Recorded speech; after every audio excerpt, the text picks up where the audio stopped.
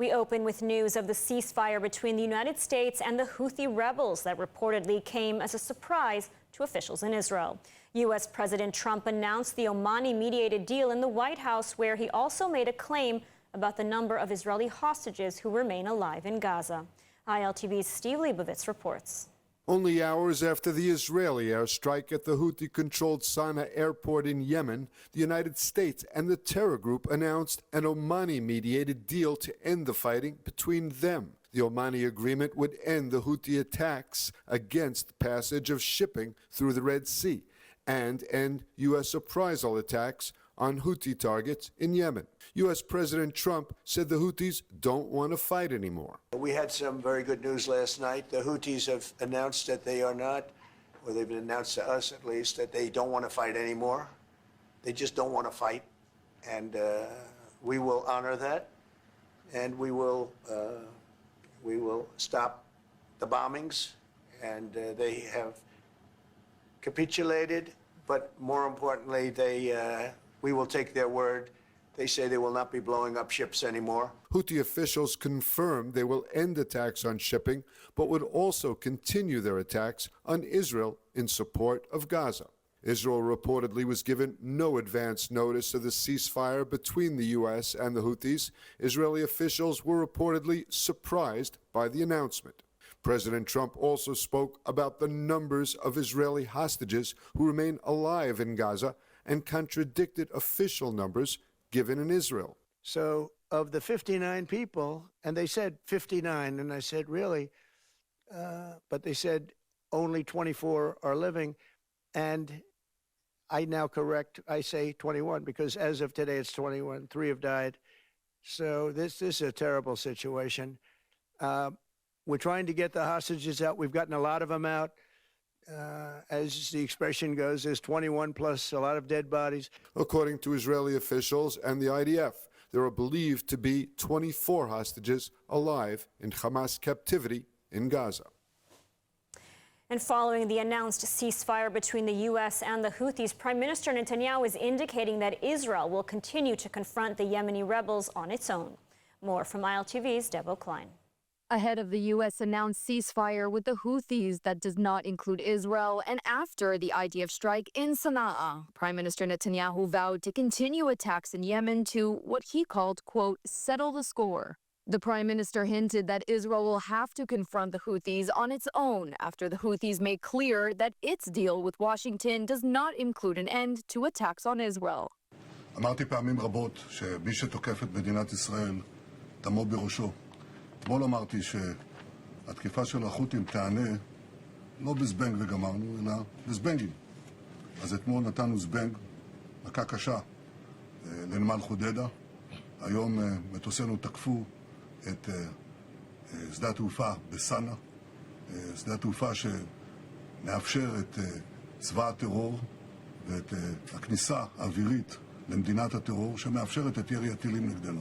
Netanyahu reiterated that Iran will also be held accountable. הבחירה שלנו מתי להגיב, איך להגיב ועל איזה מטרות להגיב, זה שיקול שאנחנו עושים כל פעם, וזה נוגע גם לפטרון של החות'ים, איראן, שבלעדי האישור שלהם והתמיכה שלהם, לאורך זמן החות'ים לא יכולים לקיים את מתקפת הטילים הנפשעת עלינו.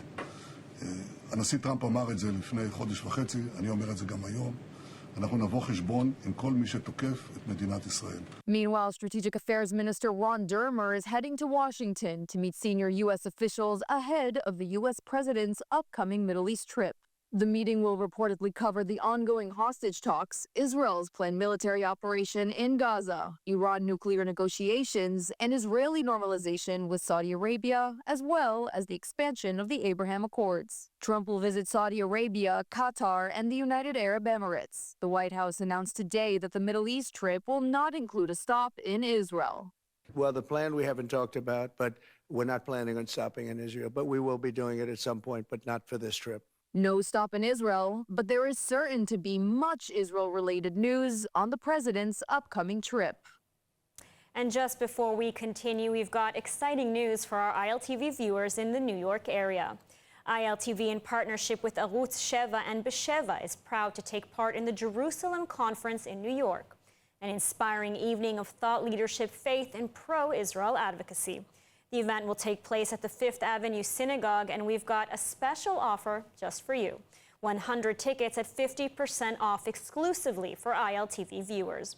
Join our very own Emily Schrader and Mayan Hoffman along with other leading voices for an unforgettable event.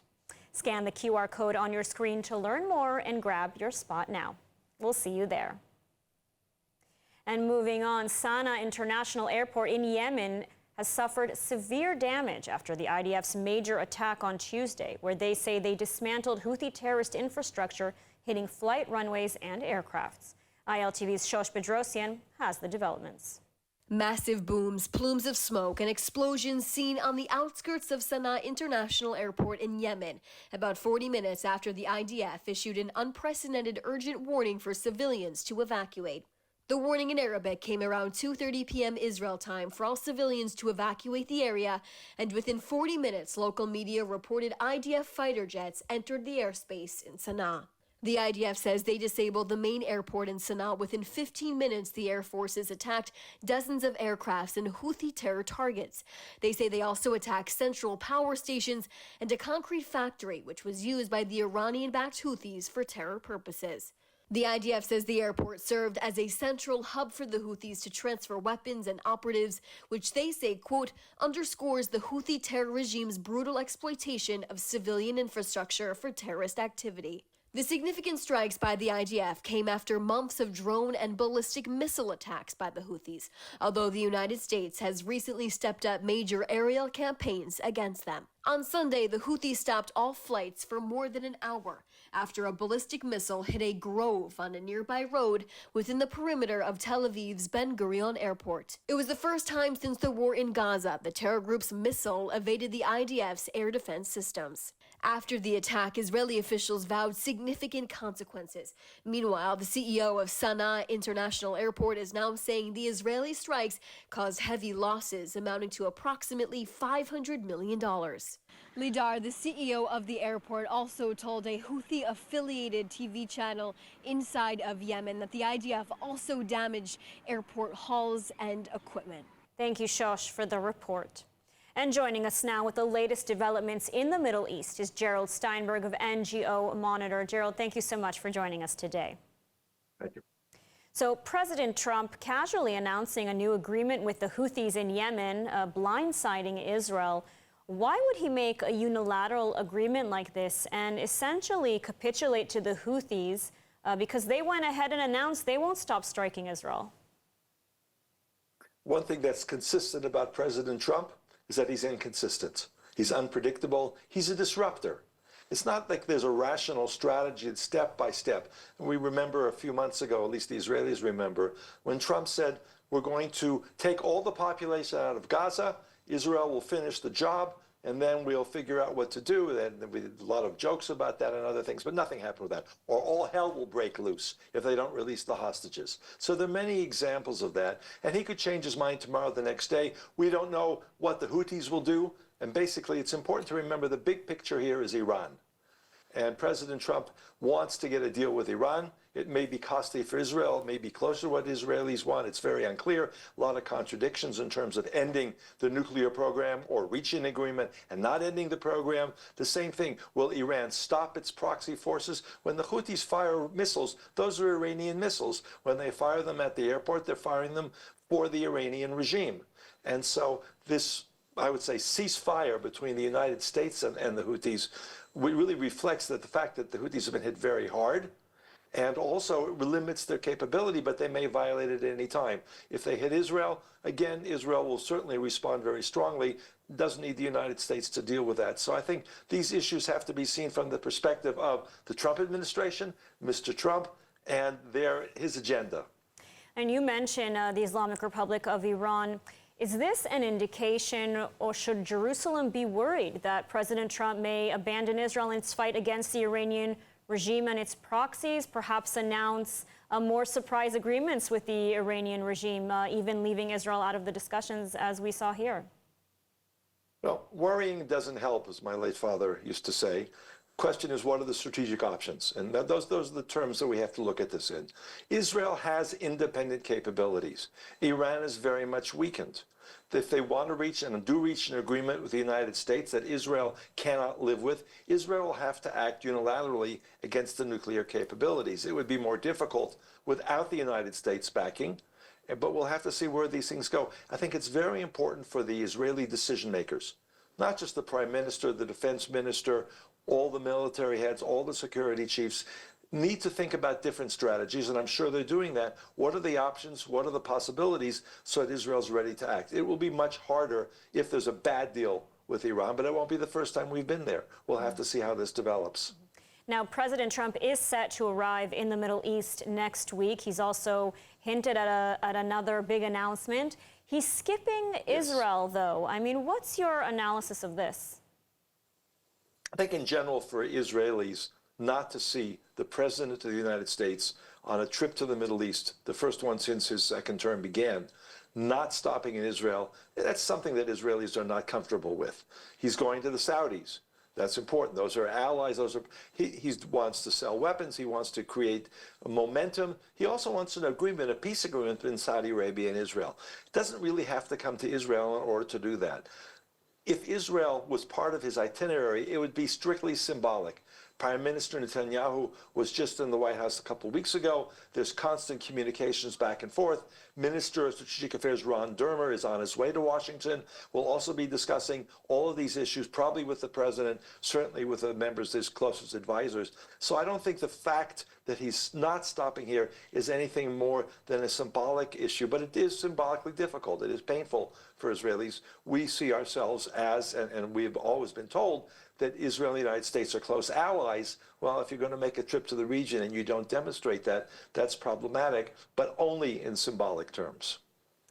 All right, Dr. Gerald Steinberg, thank you so much for your insights today. Thank you.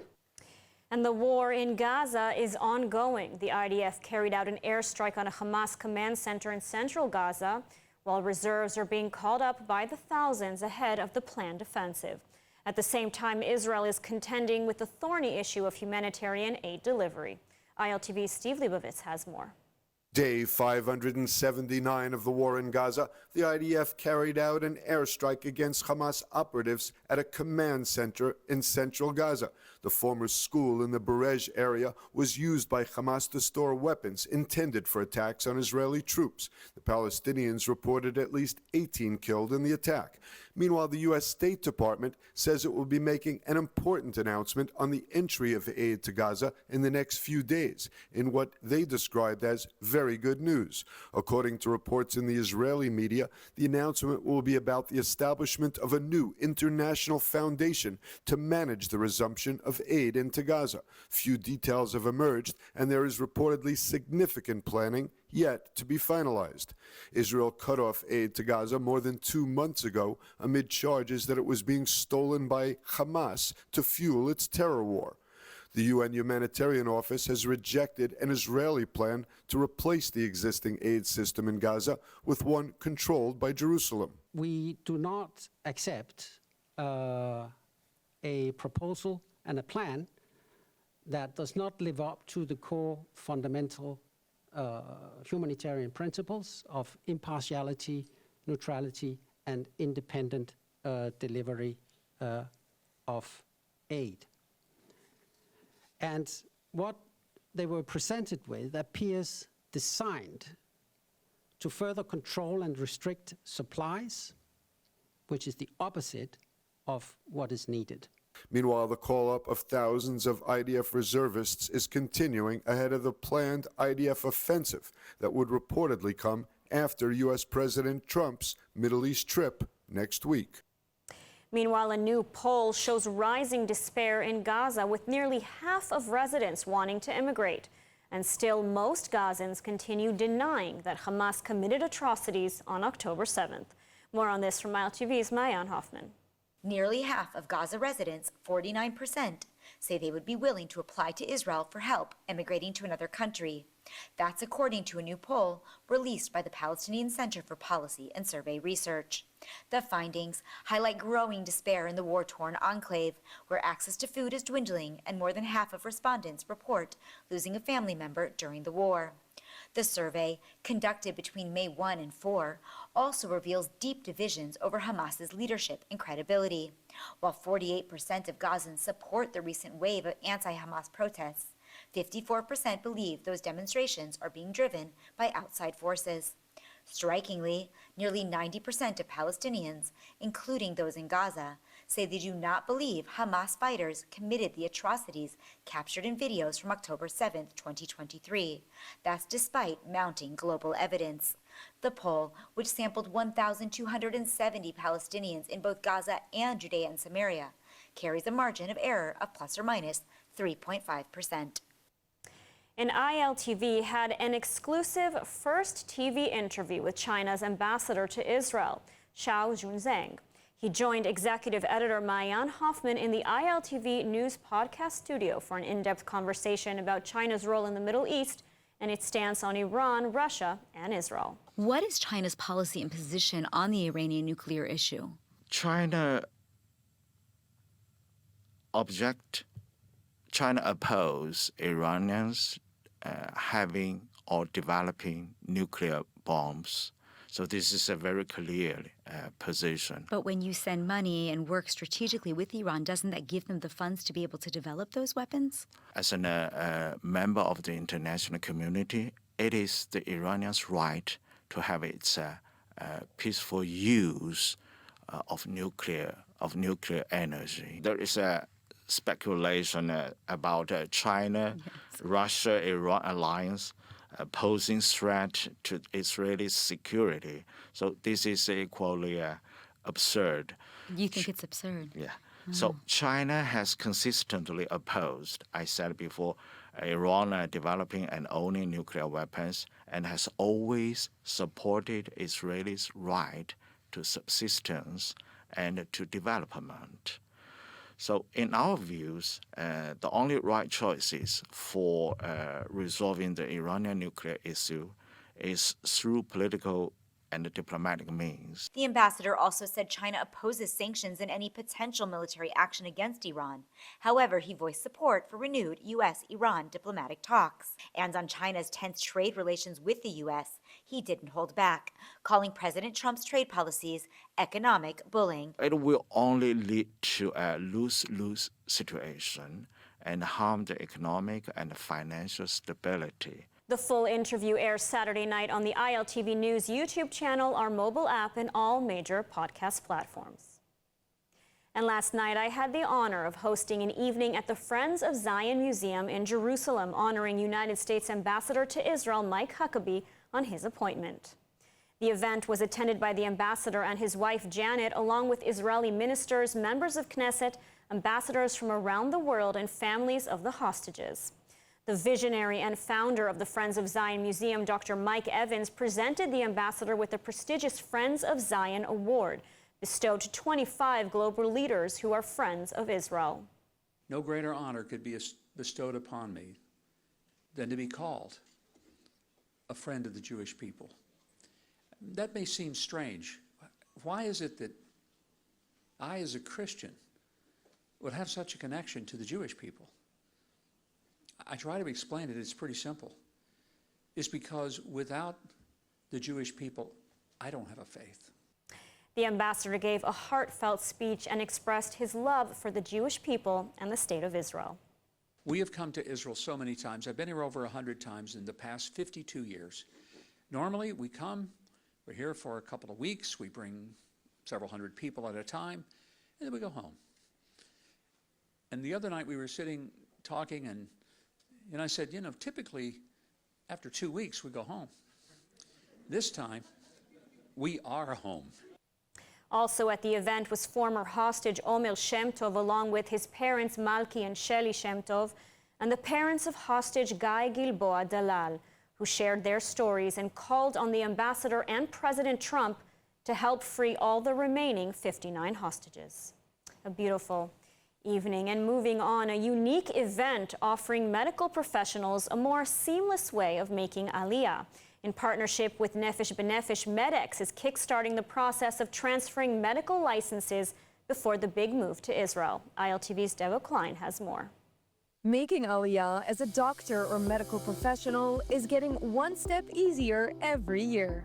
The model of the annual Nefesh B'Nefesh Medex Event was adopted as part of a groundbreaking initiative, the International Medical Aliyah Program, or IMAP, a collaboration with the Ministry of Aliyah and Integration, the Ministry of Health, Ministry of Negev, Galil, and National Resilience, and Nefesh B'Nefesh, in partnership with the Jewish Agency for Israel. Here, attendees are able to streamline the immigration process as a medical professional, ensuring their ability to integrate into Israel's medical workforce upon Aliyah completion. Medex has been amazing. We were here last year. I got all of my documents submitted, and we had an interview with the IMA, and all my documents are waiting for me just for Aliyah. And today we had our Jewish agency interview, which was fantastic, and everything's been streamlined here for us. It's just been an amazing experience. Everything was made simple and easy for us. The event not only assists in expediting the process for medical professionals, but fosters an environment of networking and connecting for professionals ready to hit the ground running in Israel. From Medex to Israel, Dr. Tuvia Lent benefited from the all-inclusive process when he made Aliyah from Long Island. I was a board-certified internist in America for over 30 years, and last April, my wife and I, Alana, came to Israel on Aliyah. I went to Nefesh B'Nefesh. They have what's called Medex in New Jersey. And we brought all our documents and diplomas off of the wall. All the hospitals were there, all the kupas were there. I gave my CV to all the kupas. Spoke to Barzilai Hospital because I knew I'd be living in Ashkelon. That's where he met Dr. Elisa Friedman, a family doctor in Beersheba, who made Aliyah in 2016 with her family through Nefesh B'Nefesh and its partners. We're sitting at our booth, and Dr. Lent came up to me and spoke with me and said, I'm making Aliyah next month to Ashkelon. And I said, great, I want to keep in touch with you. Dr. Lent is now a full-time doctor at the Clalit Clinic in Sderot, a city that was hard hit on October 7th. I feel for these patients, and right now attached to them. They really respect an Oleh who came from America, come to Sderot, as opposed to working in Tel Aviv. I'm the first doctor in Israel to get what's called Kesef Tekuma. Kesef Tekuma is a bonus to work in the OTEF or into the very north of Israel. Nefesh B'Nefesh is turning Aliyah dreams into reality for medical professionals. Together with Israel's Ministries of Aliyah and Integration, Health, and Negev Galil, and the Jewish Agency, they're hoping to facilitate the Aliyah of 2,000 physicians over the course of the next 5 years. And now let's take a look at the weather forecast. Clear skies are expected around most of the country tonight, with temperatures reaching lows of 17 degrees Celsius or 63 degrees Fahrenheit. Then tomorrow we'll see clear skies alongside hot temperatures with highs of 30 degrees Celsius or 86 degrees Fahrenheit. And that's a wrap for today's news. For the latest updates from Israel on all your devices, be sure to follow our ILTV channel, subscribe to our newsletter, and explore our website, iltv.tv. Stay informed with the latest news straight from the heart of Israel. I'm Lajar Gavelazi. Be well, stay safe, and thank you so much for watching.